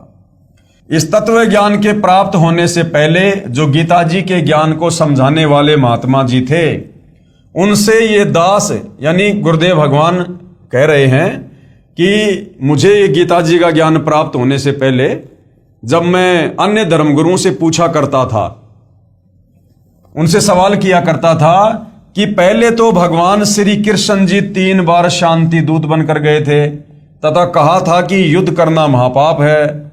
जब श्री अर्जुन जी ने स्वयं युद्ध करने से मना करते हुए कहा कि हे देव की नंदन, मैं युद्ध नहीं करना चाहता, सामने खड़े सब जनों व नातियों तथा सैनिकों का होने वाला विनाश देखकर मैंने अटल फैसला कर लिया कि मुझे 3 लोक का राज्य भी प्राप्त हो तो भी मैं युद्ध नहीं करूंगा। कौन बोला? अर्जुन। मैं तो चाहता हूं कि मुझ निहत्थे को दुर्योधन आदि तीर से मार डालें, ताकि मेरी मृत्यु से युद्ध में होने वाला विनाश बच जाए। हे श्री कृष्ण, मैं युद्ध ना करके भिक्षा का अन्न खाकर भी निर्वाह करना उचित समझता हूं। हे कृष्ण, सौजनों को मारकर तो पाप को ही प्राप्त होंगे। मेरी बुद्धि काम करना बंद कर गई है। आप हमारे गुरु हो, क्योंकि श्री कृष्ण जी 5 पांडवों के गुरु थे और मैं आपका शिष्य हूं। आप जो हमारे हित में हो वही सलाह दीजिए, परंतु मैं नहीं मानता हूं कि आपकी कोई भी सलाह मुझे युद्ध के लिए राजी कर पाएगी, अर्थात मैं युद्ध नहीं करूंगा। अर्जुन ने साफ साफ श्री कृष्ण जी को कह दिया था। इसका प्रमाण कहां है? प्रमाण है पवित्र गीता जी अध्याय 1 श्लोक नंबर 31 से 39 तथा 46 तथा अध्याय 2 श्लोक 5 से 8 में। फिर श्री कृष्ण जी में प्रवेश काल बार बार कह रहा है कि अर्जुन कायर मत बन। अब काल ने देखा भैया अर्जुन तो युद्ध करने के लिए बिल्कुल भी तैयार नहीं हो रहा है, और युद्ध नहीं करेगा तो फिर मेरे भोजन का क्या होगा। उसके बाद तुरंत श्री कृष्ण जी में यह काल प्रवेश कर जाता है। फिर श्री कृष्ण जी में प्रवेश काल बार बार कह रहे हैं कि अर्जुन कायर मत बन, युद्ध कर। या तो युद्ध में मारा जाकर स्वर्ग को प्राप्त होगा, या युद्ध जीतकर पृथ्वी के राज्य को भोगेगा। आदि आदि कहकर ऐसा भयंकर विनाश करवा डाला जो आज तक के संत महात्माओं तथा सभ्य लोगों के चरित्र में ढूंढने से भी नहीं मिलता है। तब वे नादान गुरुजी नीम हकीम कहा करते थे कि अर्जुन क्षत्रिय धर्म को त्याग रहा था। तब वो नादान धर्मगुरु क्या कहा करते थे सवाल के जवाब में कि भाई उस समय अर्जुन अपने क्षत्रिय धर्म को त्याग रहा था, और अगर उस समय श्री कृष्ण जी अगर अर्जुन को कहकर युद्ध ना करवाते तो आने वाले समय में इस धरती पर जो है वीर पैदा होने बंद हो जाते। कि अर्जुन क्षत्रिय धर्म को त्याग रहा था, इससे क्षत्रित्व को हानि तथा सूरवीरता का सदा के लिए विनाश हो जाता। अर्जुन को क्षत्रिय धर्म पालन करवाने के लिए यह महाभारत का युद्ध श्री कृष्ण जी ने करवाया था। अब गुरुदेव कह रहे हैं कि पहले तो मैं उनकी इस नादानों वाली कहानी से चुप हो जाता था, क्योंकि मुझे स्वयं ज्ञान नहीं था। अब भाई और बहनों, ऐसी बात नहीं है कि गुरुदेव जी को ज्ञान नहीं था, लेकिन उस समय शास्त्र दिखाने का वो ठीक का समय नहीं आया था, इसलिए परमात्मा ऐसी ही लीला कर रहे थे। पुनर्विचार करें, भगवान श्री कृष्ण जी स्वयं क्षत्रिय थे। कंस के वध के उपरांत श्री अग्रसेन जी ने मथुरा की बागडोर अपने दोते श्री कृष्ण जी को संभाल दी। एक दिन नारद जी ने श्री कृष्ण जी को बताया कि निकट ही एक गुफा में एक सिद्धि युक्त राक्षस राजा मुचकंद सोया पड़ा है। वो 6 महीने सोता है तथा 6 महीने जागता है, और जागने पर 6 महीने युद्ध करता रहता है, तथा 6 महीने सोने के समय यदि कोई उसकी निद्रा भंग कर दे तो मुचकंद की आंखों से अग्निबाण छूटते हैं तथा सामने वाला तुरंत मृत्यु को प्राप्त हो जाता है। आप सावधान रहना, ये कहकर श्री नारद जी चले गए। कुछ समय के उपरांत श्री कृष्ण जी को छोटी उम्र में मथुरा के सिंहासन पर बैठा देखकर एक काल्यवन नामक राजा ने 18 करोड़ सेना लेकर मथुरा पर आक्रमण कर दिया। श्री कृष्ण जी ने देखा कि दुश्मन की सेना बहुसंख्या में है तथा न जाने कितने सैनिक मृत्यु को प्राप्त होंगे, क्यों न काल्यावन का वध मुचकंद से करवा दूं। ये विचार करके भगवान श्री कृष्ण जी ने काल्यावन को युद्ध के लिए ललकारा तथा युद्ध का मैदान छोड़कर क्षत्रिय धर्म को भूलकर विनाश टालना आवश्यक जानकर भाग लिए और उस गुफा में प्रवेश किया जिसमें मुचकंद सोया हुआ था। मुचकंद के शरीर पर अपना पीतांबर यानी वो पीली चद्दर डालकर श्री कृष्ण जी गुफा में गहरे जाकर छुप गए। पीछे पीछे काल्यावन भी उसी गुफा में प्रवेश कर गया। मुचकंद को श्री कृष्ण समझकर मुचकंद का पैर पकड़कर घुमा दिया तथा कहा कि कायर, तुझे छुपे हुए को थोड़े छोड़ूंगा। पीड़ा के कारण मुचकंद की निंद्रा भंग हुई, नेत्रों से अग्निबाण निकले तथा काल्यावन का वध हुआ। अब जो नादान धर्म गुरु सवाल करने पर कहा करते थे कि भाई अगर श्री कृष्ण जी अर्जुन को युद्ध के लिए तैयार नहीं करते तो आने वाले समय में क्षत्रित्व धर्म है वो नष्ट हो जाता, सूरवीरता नष्ट हो जाती। अब गुरुदेव ने यह कथा सुनाई है कि जब काल्यावन ने अपनी सेना लेकर मथुरा पर आक्रमण किया, उस समय मथुरा के राजा श्री कृष्ण जी थे। अब श्री कृष्ण जी ने देखा कि भैया मेरी सेना कम है, काल्यावन की ज्यादा है, अगर युद्ध हुआ तो हम हारेंगे भी और साथ में बहुत सारे सैनिक मारे जाएंगे, औरतें विधवा होंगी, बच्चे अनाथ होंगे। उस समय श्री कृष्ण जी ने अपना क्षत्रित्व धर्म त्याग कर और मुचकंद को ललकार कर और युद्ध छोड़कर भाग लिए। आगे आगे श्री कृष्ण जी, पीछे पीछे काल्यावन, और काल्यावन का मुचकंद से फिर वध करवाया। और उस समय मैदान छोड़कर, वो रण का मैदान, युद्ध का मैदान छोड़कर भागने के कारण श्री कृष्ण जी को रणछोड़ दास कहा जाने लगा। रणछोड़ दास। तो भाइयों और बहनों, अगर महाभारत युद्ध के समय, अगर उस समय श्री कृष्ण जी होते, अगर उनमें काल प्रवेश ना होता, तो श्री कृष्ण जी भैया युद्ध को टालने के लिए क्षत्रित्व धर्म की भी चिंता ना करते। जब वे खुद क्षत्रित्व धर्म को त्याग कर और युद्ध को टाल सकते हैं, तो क्या महाभारत के समय वे क्षत्रित्व धर्म को छोड़कर क्या कोई और तरीका नहीं निकाल सकते थे युद्ध को टालने के लिए? श्री कृष्ण जी की कोशिश थी, चाहे कुछ भी हो, युद्ध ना हो, लेकिन ये काल जिसका कंट्रोल 21 ब्रह्मांड में सबके ऊपर है, ये ब्रह्मा विष्णु महेश भी उसके अधीन है, उसकी प्रेरणा से चलते हैं, उसके रिमोट से चलते हैं। तो जैसा इस काल ने महाभारत के युद्ध में चाहा, वैसा ही श्री कृष्ण जी ने किया, अर्थात इसने श्री कृष्ण जी के शरीर में प्रवेश करके युद्ध करवाया। काल्यावन के सैनिक तथा मंत्री अपने राजा के शव को लेकर वापस चल पड़े, क्योंकि उस समय युद्ध में राजा मर जाता था तो सेना हथियार डाल दिया करती थी। तो काल्यावन के सेनापति ने देखा भाई काल्यावन तो मर चुका है, तो उसी समय वो लोग वापस चले गए, क्योंकि युद्ध में राजा की मृत्यु सेना की हार मानी जाती थी। जाते हुए कह गए कि हम नया राजा नियुक्त करके शीघ्र ही आएंगे तथा श्री कृष्ण तुझे नहीं छोड़ेंगे। अब श्री कृष्ण जी को टेंशन हो गई। तब श्री कृष्ण जी ने अपने मुख्य अभियंता यानी चीफ इंजीनियर श्री विश्वकर्मा जी को बुलाकर कहा कि कोई ऐसा स्थान खोजो जिसके 3 तरफ समुद्र हो तथा एक ही रास्ता यानी द्वार हो, क्योंकि विश्वकर्मा जी इन देवताओं के चीफ इंजीनियर हैं। इनके निर्माण कार्य विश्वकर्मा जी अपनी सिद्धि से करते हैं। वहां पर अति शीघ्र एक द्वार वाली नगरी बसा दो, हम शीघ्र ही यहां से प्रस्थान करेंगे। यानी झगड़े से बचने के लिए तो श्री कृष्ण जी ने मथुरा छोड़ी और द्वारिका गए। अब वो श्री कृष्ण क्या महाभारत के युद्ध में अर्जुन को डरा के, धमका के, विराट रूप दिखा के क्या वो युद्ध करवाएगा? तो ये समझाना चाह रहे हैं गुरुदेव भगवान कि वो युद्ध श्री कृष्ण जी के शरीर में प्रवेश करके इस काल में करवाया। श्री कृष्ण जी ने कहा ये मूर्ख लोग यहां चैन से नहीं जीने देंगे। श्री कृष्ण जी इतने नेक आत्मा तथा युद्ध विपक्षी थे कि अपने क्षत्रित्व को भी दांव पर रखकर युद्ध को टाला, यानी मैदान छोड़कर भाग लिए काल्यावन के आगे। क्या फिर वही श्री कृष्ण जी अपने प्यारे साथी व संबंधी को युद्ध करने की बुरी सलाह दे सकते हैं? क्या अर्जुन को सलाह देगा वो श्री कृष्ण? तथा स्वयं युद्ध न करने का वचन करने वाले दूसरे को युद्ध की प्रेरणा दे सकते हैं?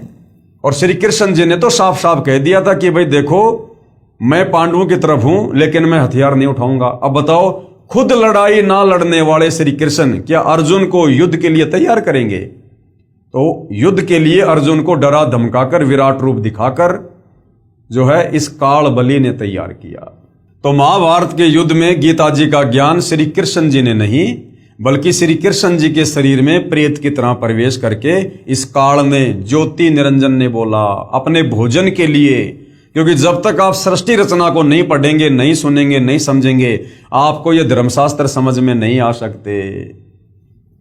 क्या फिर वही श्री कृष्ण जी अपने प्यारे साथी व संबंधी को युद्ध करने की बुरी सलाह दे सकते हैं तथा स्वयं युद्ध न करने का वचन करने वाले दूसरे को युद्ध की प्रेरणा दे सकते हैं? नहीं, अर्थात कभी नहीं।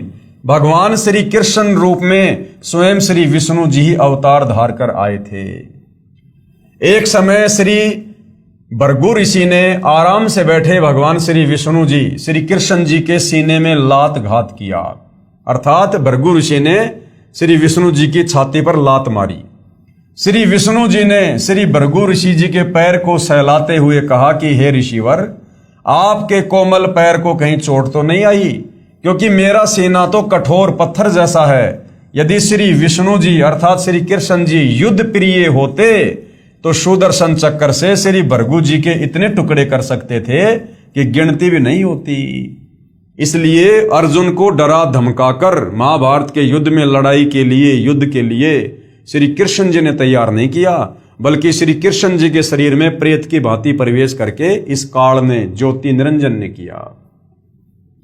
वास्तविकता ये है कि काल भगवान जो 21 ब्रह्मांड का प्रभु है, मालिक है, उसने प्रतिज्ञा की है कि मैं अपने शरीर में व्यक्त यानी मानव सदृश से अपने वास्तविक रूप में सबके सामने नहीं आऊंगा, यानी किसी को दर्शन नहीं दूंगा। उसी ने सूक्ष्म शरीर बनाकर प्रेत की तरह श्री कृष्ण जी के शरीर में प्रवेश करके पवित्र गीता जी का ज्ञान तो सही यानी वेदों का सार कहा, परंतु युद्ध करवाने के लिए अटकलबाजी में भी कसर नहीं छोड़ी। काल अर्थात ब्रह्म कौन है ये जानने के लिए पढ़िए सृष्टि रचना, इसी पुस्तक ज्ञान गंगा के पेज नंबर 22 से 74 तक, जो कि हम पहले अच्छी प्रकार से पढ़ चुके हैं। क्योंकि सृष्टि रचना को पढ़े बिना हमें नहीं पता चलेगा कि ये काल क्यों है, ये काल क्यों बना, इसको 1 लाख मानव शरीरधारी आत्माओं का भोजन करने का श्राप क्यों लगा, और ये क्यों अपने वास्तविक काल रूप में किसी को दर्शन नहीं देता, क्यों इसने महाभारत के युद्ध के समय श्री कृष्ण जी के शरीर में प्रेत की भांति प्रवेश करना पड़ा। तो सृष्टि रचना से हमें इसका ज्ञान होगा। जब तक महाभारत का युद्ध समाप्त नहीं हुआ तब तक ज्योति निरंजन अर्थात काल ब्रह्म, जिसको क्षर पुरुष भी कहते हैं, क्षर मानी नासवान, ये मरता है और जन्मता है, ये श्री कृष्ण जी के शरीर में प्रवेश कर रहा तथा युधिष्ठिर जी से झूठ बुलवाया कि कह दो कि अश्वत्थामा मर गया। भीम के पोते तथा घटोत्कच के पुत्र बबरू भान का यानी श्याम जी का शीश कटवाया तथा स्वयं रथ के पहिए को हथियार रूप में उठाया, जबकि श्री कृष्ण जी ने तो प्रतिज्ञा की थी कि मैं युद्ध में हथियार नहीं उठाऊंगा। लेकिन उस समय श्री कृष्ण जी के शरीर में प्रवेश करके इस काल ने, ज्योति निरंजन ने रथ के पहिए को हथियार के रूप में प्रयोग करके और लाखों लोगों को मौत के घाट उतारा। ये सर्व काल ही का किया कराया उपद्रव था, प्रभु श्री कृष्ण जी का नहीं। महाभारत का युद्ध समाप्त होते ही काल भगवान श्री कृष्ण जी के शरीर से निकल गया। श्री कृष्ण जी ने श्री युधिष्ठिर जी को इंद्रप्रस्थ यानी दिल्ली की राजगद्दी पर बैठाकर स्वयं द्वारिका जाने को कहा। अब महाभारत का युद्ध हो गया, पांडव मर गए, कौरव जीत गए, सेना सारी मर गई, थोड़े बहुत जो बचे थे वो थे।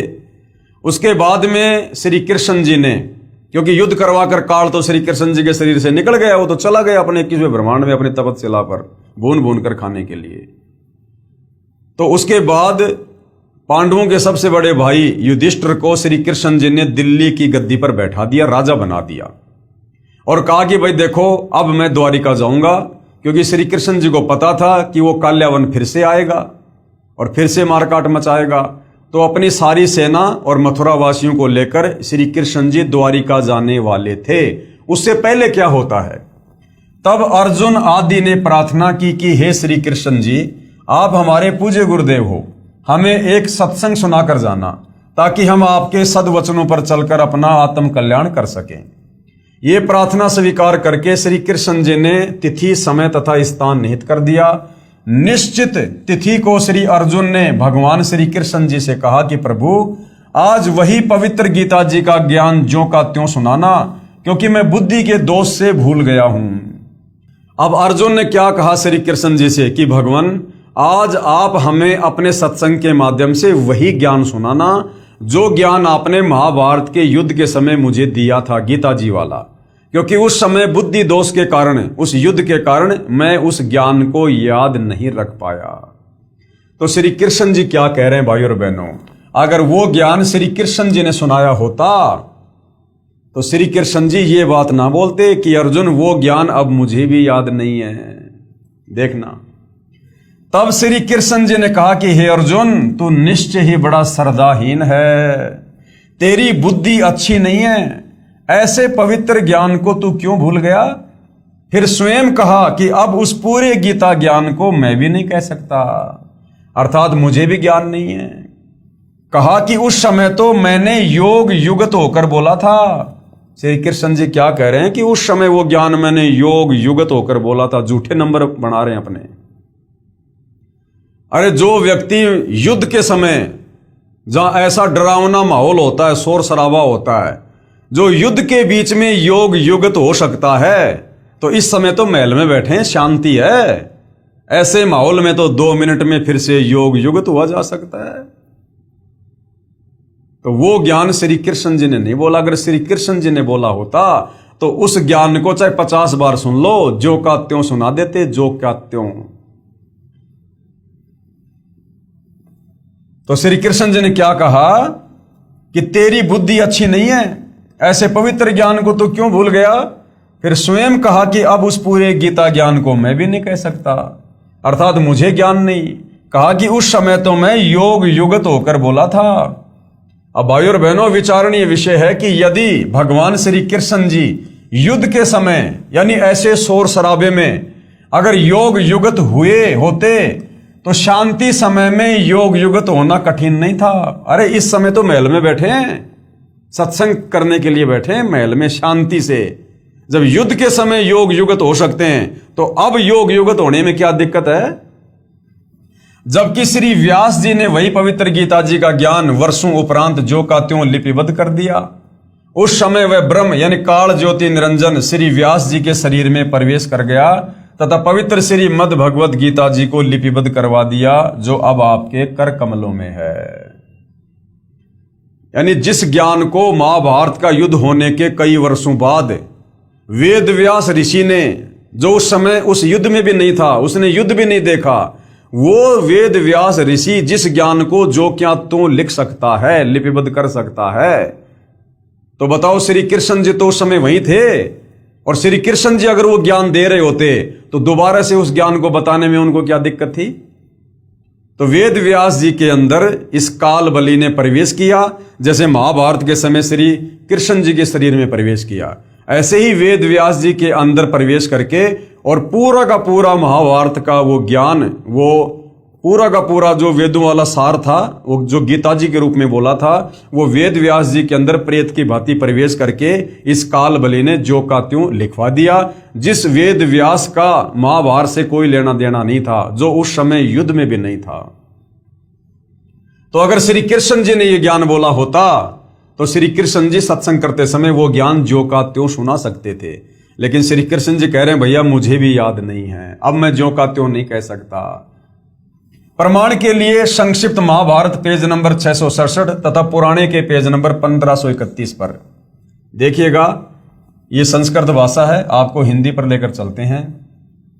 भगवान बोले यानी श्री कृष्ण जी बोले, वह सब का सब उसी रूप में फिर दोहरा देना अब मेरे वश की बात नहीं है कि अर्जुन अब वो ज्ञान जो का त्यों तेरे को सुना देना मेरे बस की बात नहीं है। उस समय मैंने योग युगत होकर परमात्म तत्व का वर्णन किया था। यह संक्षिप्त महाभारत द्वितीय भाग के पेज नंबर 1531 से। श्री कृष्ण का अर्जुन से गीता का विषय पूछना, सिद्ध महर्षि वैशंपायन और कश्यप का संवाद। पांडु नंदन अर्जुन श्री कृष्ण के साथ रहकर बहुत प्रसन्न थे। उन्होंने एक बार उस रमणीय सभा की ओर दृष्टि डालकर भगवान से यह वचन कहा, हे देवकी नंदन अर्थात श्री कृष्ण, जब युद्ध का अवसर उपस्थित था, यानी जब हम महाभारत के युद्ध में थे, उस समय मुझे आपके महात्म्य ज्ञान और ईश्वरीय स्वरूप का दर्शन हुआ था। किंतु केशव, आपने शनिवश पहले मुझे जो ज्ञान का उपदेश किया था वह सब इस समय बुद्धि के दोष से भूल गया हूं। यानी महाभारत के समय जो ज्ञान आपने दिया था, क्योंकि अर्जुन तो यही समझ रहा था कि श्री कृष्ण ने ज्ञान दिया है, जबकि श्री कृष्ण जी के अंदर वो काल था। तो अर्जुन कह रहा कि मैं अपनी बुद्धि दोष के कारण यानी उस डर के कारण उस ज्ञान को मैं भूल गया हूं। उन विषयों को यानी उस ज्ञान को सुनने के लिए बारंबार मेरे मन में जिज्ञासा होती है, उत्कंठा होती है। इधर आप जल्द ही द्वारिका जाने वाले हैं, इसलिए पुनः वह सब विषय यानी वो ज्ञान मुझे सुना दीजिए। यानी द्वारिका जाने से पहले पहले आप मुझे वो ज्ञान सुना दो।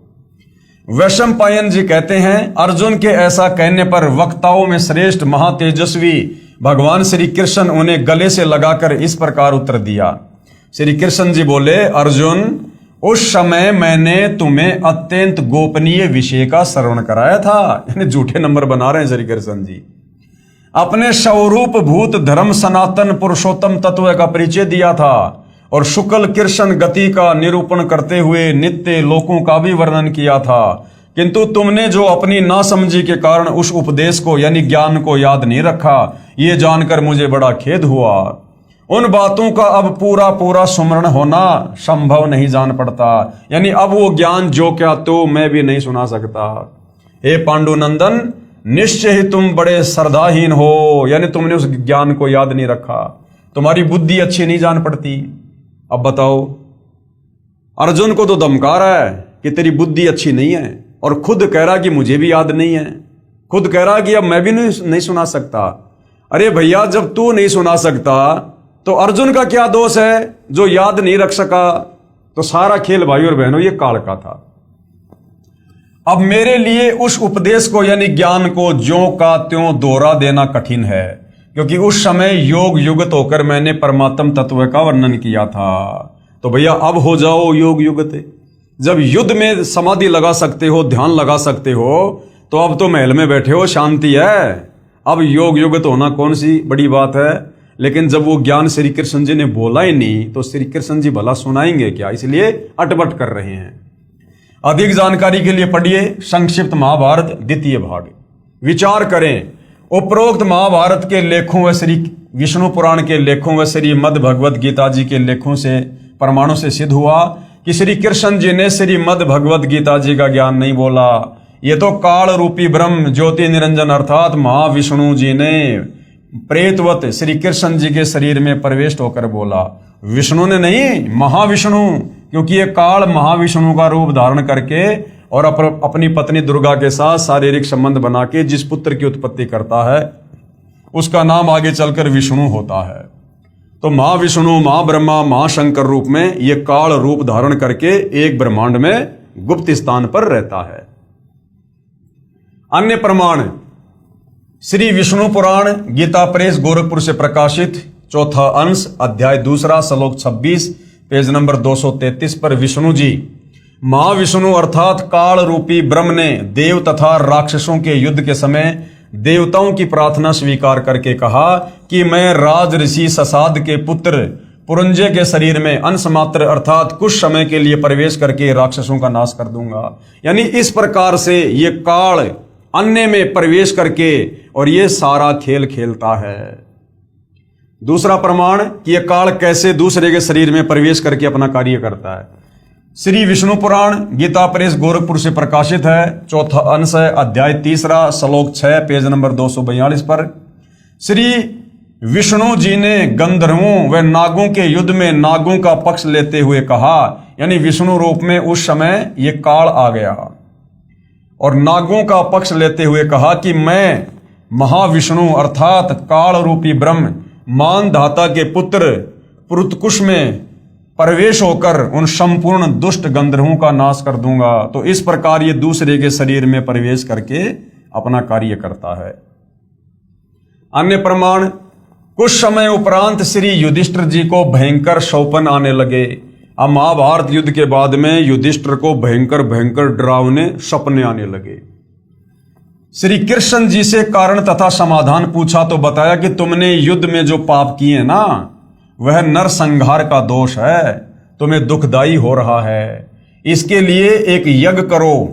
श्री कृष्ण जी के मुख कमल से ये वचन सुनकर श्री अर्जुन को बहुत दुख हुआ तथा मन ही मन विचार करने लगा कि भगवान श्री कृष्ण जी पवित्र गीता बोलते समय तो कह रहे थे कि अर्जुन तुम्हें कोई पाप नहीं लगेगा, तू युद्ध कर ले।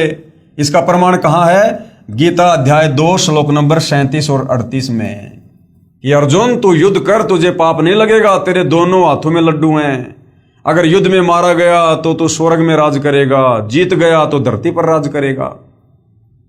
और जब युधिष्ठिर को डरावने सपने आने लगे तो श्री कृष्ण कह रहा कि तुमने युद्ध में जो पाप किया ना वो दोष लग गया तुम्हें। तो उस समय श्री कृष्ण जी के शरीर में प्रवेश करके युद्ध करवाने के लिए इस काल ने अर्जुन से कहा था कि युद्ध कर, तुझे दोष नहीं लगेगा, तेरे दोनों हाथों में लड्डू हैं। और महाभारत के युद्ध के बाद श्री कृष्ण जी के शरीर से निकलकर काल तो चला गया, अब बच गए श्री कृष्ण जी, उनको पता नहीं मैंने क्या बोला। तो अब जब युधिष्ठिर पूछ रहा कि भगवान मुझे ऐसे डरावने सपने क्यों आ रहे हैं, तो अब श्री कृष्ण जी कह रहे हैं कि भैया महाभारत के युद्ध में तुमने जो नरसंहार किया ना, जो अपने स्वजनों की जो तुमने हत्या की है कौरवों की, भैया वो पाप कर्म तुझे दुखदाई हो रहे हैं। तो युद्ध के समय तो काल ने श्री कृष्ण जी में प्रवेश करके क्या बोला युद्ध करवाने के लिए कि तुम्हें पाप नहीं लगेंगे, और अब श्री कृष्ण जी सलाह दे रहे हैं कि भैया तुझे पाप लग गए। अर्थात उस समय वो ज्ञान श्री कृष्ण जी ने नहीं बल्कि श्री कृष्ण जी में प्रवेश करके काल बोल रहा था। वरना श्री कृष्ण जी भला दोगली बात क्यों करेंगे? युद्ध करवाने के लिए तो कुछ कहेंगे और युद्ध के बाद में कुछ कहेंगे। यदि युद्ध में मारा भी गया तो स्वर्ग का सुख भोगेगा, अन्यथा युद्ध में जीतकर पृथ्वी के राज्य का आनंद लेगा। अर्जुन ने विचार किया कि जो समाधान दुख निवारण का श्री कृष्ण जी ने बताया है, इसमें करोड़ों रुपए खर्च होना है, जिससे बड़े भाई युधिष्ठिर का कष्ट निवारण होगा। यदि मैं श्री कृष्ण जी से वाद विवाद करूंगा कि आप पवित्र गीता जी का ज्ञान देते समय तो कह रहे थे कि तुम्हें पाप नहीं लगेगा, अब उसके विपरीत बात कर रहे हो, इससे मेरा बड़ा भाई ये ना सोच बैठे कि करोड़ों रुपए के खर्च को देखकर अर्जुन बौखला गया है तथा मेरे कष्ट निवारण से प्रसन्न नहीं है, इसलिए मौन रहना उचित जानकर सहर्ष स्वीकृति दे दी कि जैसा आप कहोगे वैसा ही होगा। श्री कृष्ण जी ने उस यज्ञ की तिथि निर्धारित कर दी। वह यज्ञ भी श्री सुदर्शन सौपच के भोजन खाने से सफल हुई। कुछ समय उपरांत ऋषि दुर्वासा जी के श्रापवश सभी यादव कुल विनाश हो गया। श्री कृष्ण भगवान के पैर के तलवे में एक शिकारी, जो त्रेता युग में सुग्रीव का भाई बाली की ही आत्मा थी, उसने विषाक्त यानी जहरीला तीर मार दिया। तब पांचों पांडवों के घटना स्थल पर पहुंच जाने के उपरांत श्री कृष्ण जी ने कहा कि आप मेरे शिष्य हो, मैं आपका धार्मिक गुरु भी हूं, इसलिए मेरी अंतिम आज्ञा सुनो। एक तो ये है कि अर्जुन द्वारिका की सभी स्त्रियों को इंद्रप्रस्थ यानी दिल्ली ले जाना, क्योंकि यहां कोई नर नहीं बचा है, क्योंकि सारे के सारे 56 करोड़ यादव मर गए थे आपस में कट कट के दुर्वासा के श्राप के कारण। तथा दूसरे, आप सभी पांडव राज्य त्याग कर हिमालय में साधना करके शरीर को गला देना। और दूसरा क्या आदेश दिया श्री कृष्ण जी ने कि आप पांचों पांडव राज्य को छोड़कर हिमालय में चले जाना, वहां पर तपस्या करना और शरीर को गला के नष्ट कर देना। अब अर्जुन के मन में विचार आने लगा कि भैया श्री कृष्ण जी तो बड़ा दोगला, जब युद्ध करवाना था तब तो कह रहा था कि युद्ध में मर गया तो स्वर्ग का राज्य करेगा और अगर जीत गया तो धरती का राज्य करेगा, और अब कह रहा है कि हिमालय में जाके अपना शरीर गड़ा दो। तो श्री अर्जुन से रहा नहीं गया और उसने फिर सवाल पूछ ही लिया कि भगवान आप ये दोगले वचन क्यों कह रहे हो? युद्ध के समय तो कह रहे थे कि तुझे धरती का राज्य मिलेगा, तुझे सुख मिलेगा, और अब कह रहे हो कि राज्य को छोड़कर हिमालय में जाके गड़ जाओ, तुम्हारे ऊपर महाभारत के पाप बहुत ज्यादा हैं। उस समय श्री कृष्ण हकीकत बता रहा है कि भाई मुझे कुछ नहीं पता मैंने युद्ध के समय क्या कहा था और क्या नहीं कहा था। भाई कोई और ही बला, कोई और ही शक्ति थी जो सब कुछ कह रही थी, लेकिन अब मैं जो कह रहा हूं वो बिल्कुल हकीकत है। इस राज्य को त्याग कर हिमालय में जाकर गड़ के शरीर त्याग दो। तथा दूसरे, आप सभी पांडव राज्य त्याग कर हिमालय में साधना करके शरीर को गड़ा देना, क्योंकि तुमने महाभारत के युद्ध के दौरान जो हत्याएं की थी, तुम्हारे सिर पर वह पाप बहुत भयंकर है। उस समय अर्जुन अपने आप को नहीं रोक सका और अर्जुन ने फिर पूछ ही लिया तथा कहा, प्रभु वैसे तो आप ऐसी स्थिति में हैं कि मुझे ऐसी बात नहीं करनी चाहिए, परंतु प्रभु यदि आज मेरी शंका का समाधान नहीं हुआ तो मैं चैन से मर भी नहीं पाऊंगा, पूरा जीवन रोता रहूंगा। श्री कृष्ण जी ने कहा, अर्जुन पूछ ले जो कुछ पूछना है, मेरी अंतिम घड़ियां हैं। श्री अर्जुन ने आंखों में आंसू भरकर कहा कि प्रभु बुरा ना मानना, जब आपने पवित्र गीता जी का ज्ञान कहा था उस समय मैं युद्ध करने से मना कर रहा था। आपने कहा था कि अर्जुन तेरे दोनों हाथों में लड्डू हैं, यदि युद्ध में मारा गया तो स्वर्ग को प्राप्त होगा और यदि विजय हुआ तो पृथ्वी का राज्य भोगेगा तथा तुम्हें कोई पाप नहीं लगेगा। हमने आप ही की देख रेख व आज्ञा अनुसार युद्ध किया। इसका प्रमाण कहां है? गीता अध्याय 2 श्लोक नंबर 37 और 38 की अर्जुन तेरे दोनों हाथों में लड्डू हैं। तो अर्जुन कहता है, हे भगवान हमारे को तो एक हाथ में भी लड्डू नहीं रहा, ना तो हम युद्ध में मरे जो हम स्वर्ग में जाते, और अब आप हमारे को धरती का राज्य भी नहीं भोगने दे रहे, कह रहे हो कि राज्य छोड़कर हिमालय में जाके तपस्या करके गड़ के मर जाओ। हमारे तो एक हाथ में भी लड्डू नहीं रहा, न तो युद्ध में मरकर स्वर्ग प्राप्ति हुई तथा अब राज्य त्यागने का आदेश आप दे रहे हैं। न ही पृथ्वी के राज्य का आनंद ही भोग पाए। ऐसा छल युक्त व्यवहार करने में आपका क्या स्वार्थ था? यानी आपने हमारे साथ में ऐसा धोखा क्यों किया? अर्जुन के मुख से ये वचन सुनकर युधिष्ठिर जी ने कहा कि अर्जुन, ऐसी स्थिति में जबकि भगवान अंतिम श्वास गिन रहे हैं, आपका शिष्टाचार रहित व्यवहार शोभा नहीं देता। श्री कृष्ण जी ने कहा, अर्जुन, आज मैं अंतिम स्थिति में हूं और तुम मेरे अत्यंत प्रिय हो। आज वास्तविकता बताता हूं कि कोई खलनायक जैसी और शक्ति है। अब हकीकत बता रहे श्री कृष्ण जी कि भैया कोई और ही है शक्ति खलनायक जैसी। मैंने कुछ नहीं कहा, मैंने कुछ नहीं बोला। कोई खलनायक जैसी और शक्ति है जो अपने को यंत्र की तरह नचाती रही। यानी युद्ध के समय मेरे में प्रवेश करके कोई और ही शक्ति थी जो यंत्र की भांति नचाती रही। मुझे कुछ मालूम नहीं मैंने गीता जी में क्या बोला था, परंतु अब मैं जो कह रहा हूं वह तुम्हारे हित में है। श्री कृष्ण जी ये वचन अश्रु युक्त नेत्रों से कहकर प्राण त्याग गए। उपरोक्त विवरण से सिद्ध हुआ कि पवित्र गीता जी का ज्ञान श्री कृष्ण जी ने नहीं कहा, यह तो ब्रह्म यानी ज्योति निरंजन काल ने बोला है, जो 21 ब्रह्मांड का स्वामी है। अब ये काल कौन है, इसका नाम काल क्यों पड़ा, ये ऐसे भयानक काम क्यों करता है, लोगों को धोखा क्यों देता है, इसके लिए आपने सृष्टि रचना को अच्छे से पढ़ना पड़ेगा। काल अर्थात ब्रह्म कौन है, ये जानने के लिए कृपया पढ़ें इसी पुस्तक में पेज नंबर 22 से 74 तक सृष्टि रचना को। श्री कृष्ण सहित सर्व यादवों का अंतिम संस्कार कर अर्जुन को छोड़कर चारों भाई इंद्रप्रस्थ दिल्ली चले गए। पीछे से अर्जुन द्वारिका की स्त्रियों को लिए आ रहा था, क्योंकि यादव कोई शेष बचा नहीं था। सारे पुरुष आपस में कट कट के मर गए थे और यादवों की जो स्त्रियां थी वो बच गई थी। अगर उनको वहां छोड़ दिया जाता तो जंगली लोग उनकी इज्जत लूटते, इसलिए अर्जुन सर्व स्त्रियों को लेकर दिल्ली जा रहे थे।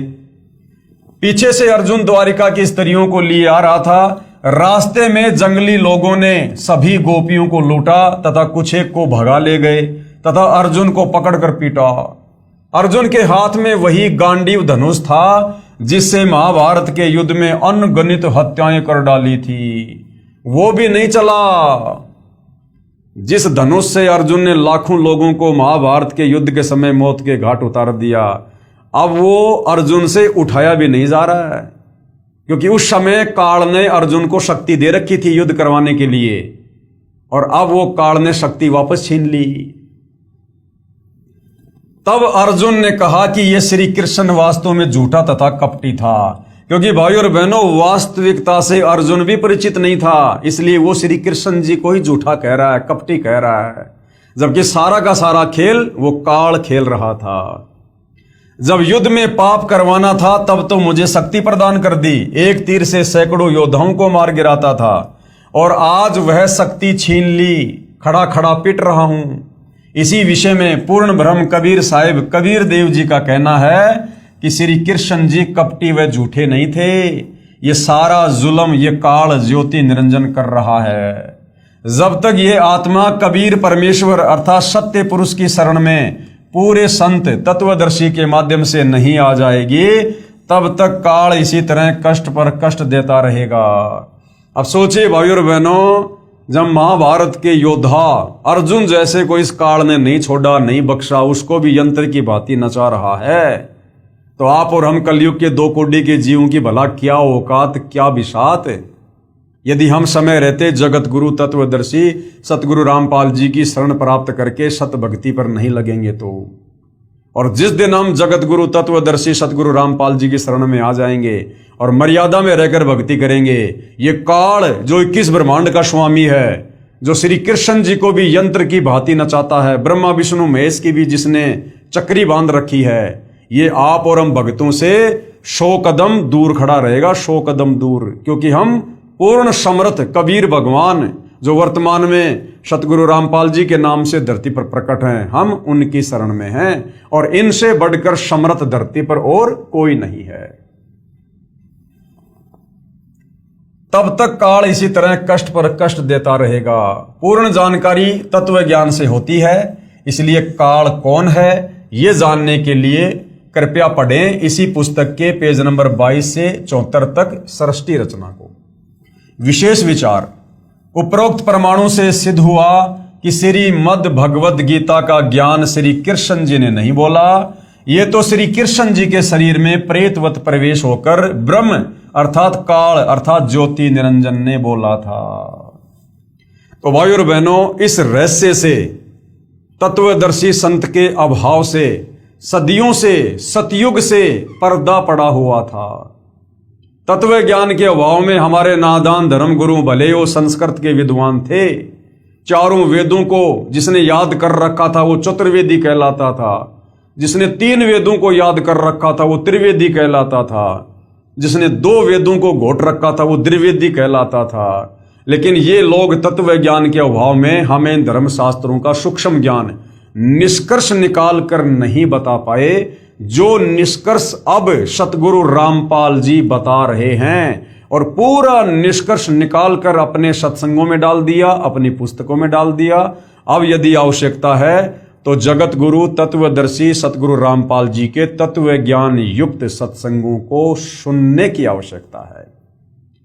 तो भाइयों और बहनों, अब जिस रहस्य से पर्दा उठ चुका है कि वास्तव में भगवान कौन है, कैसा है, कहाँ रहता है और कैसे मिलता है, और कैसे हम इस काल के द्वारा लगाए गए क्रम बंधनों से छूटकर वापस अपने निज घर सतलोक जा सकते हैं, अन्यथा हम यहीं पर कर्मों का दंड भोगेंगे।